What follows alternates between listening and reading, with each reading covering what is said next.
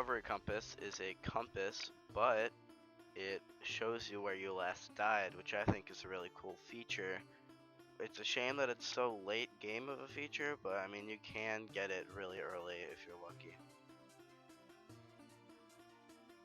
As you can see, if I just jump off this diving board and kill myself, you will find that the recovery compass is now pointing to where I died. Now there's a few reasons why I like Swift Sneak. Number one, it's a legs only enchantment. We finally have a leggings only enchantment. And it makes you sneak faster, which can be very useful for building structures and exploring ancient cities, I guess, but you kind of have to explore an ancient city to get this thing, but yeah, cool, it exists. Wow, I like it. I really like the idea of the disc fragment and how you have to craft one of the discs in the game. It's a very interesting feature that we have not seen before, and the actual disc itself is mediocre. It's another lore spooky disc, you know, who cares, honestly.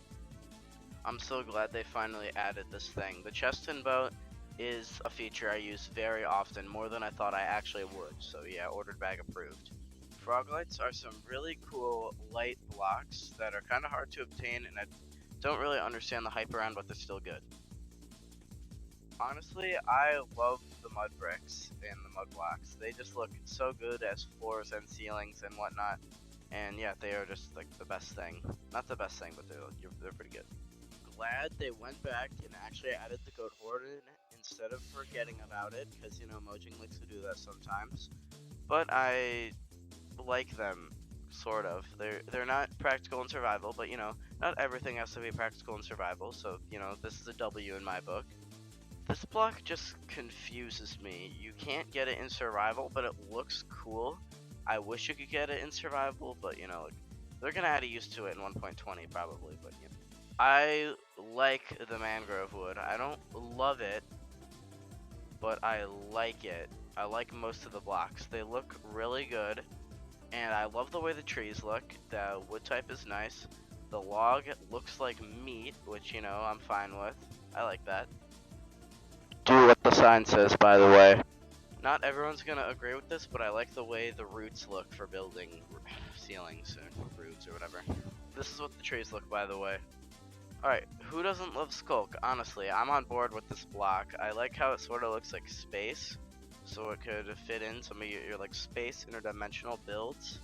And the Skulk vein, I don't think I'd use this, but it's good for the actual biome. It adds more environment instead of it feeling really boring and like poorly made and unfinished. So yeah, I like this. Alright, now let's get on to the Skulk Catalyst and the Skulk Sensor and Skulk Shrieker. These blocks are really interesting in my opinion. Let us start with the Skulk Catalyst. So what you do is whenever a mob dies around it, like you kill it or it dies from fall damage or whatever, it will turn into Skulk. Like the Skulk Catalyst will grow Skulk where it died.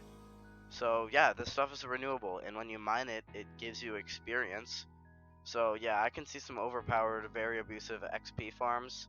Not as fast as maybe an Enderman or Pigman farm, but it works for maybe like early-ish late game if you're not too big on building farms or whatever. Alright, Skulk Sensor and Skulk Shrieker time. The Skulk Sensor is it is literally wireless redstone. Imagine the traps you can make with this, honestly. Like right when I find one of these, my friends better watch out on that Minecraft server, because things are about to get hectic. And the Skulk Shrieker is just annoying, basically. But it is necessary to spawn the Warden, so you know, I can't hate on it. It's doing what it's supposed to do, but it's just so annoying. Why do these... Alright, let's get onto the mobs. The frogs are pretty epic. They are necessary to create frog light, which, you know, they look pretty cool. And they're just kind of cute, I guess, and they come in 3 different versions, which is interesting.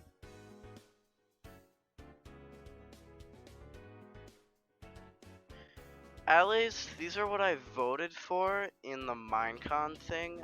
I would have been fine with the Copper Golem, and I definitely wouldn't be using like the allies that often, but they're cool, I guess. They're good for farming, and they're gonna make them breedable in the next patch, which I'm fully on board with. And they're use amethyst crystals to breed them, so finally they're giving more uses to that. I love what Mojang is doing here, bringing back old features and like fixing them and whatever. Tadpoles are just doing what they're supposed to do, which is create frogs. Obviously, they don't have a use of their own, so I can't be hard on them. Basically, they're necessary. It's how it works.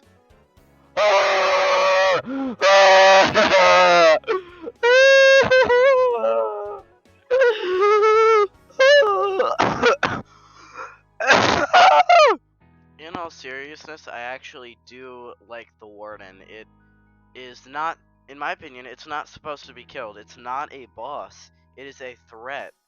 It's like the Dungeon Guardian from Terraria. You're not supposed to kill that either, but I mean, technically you can, and it's really hard.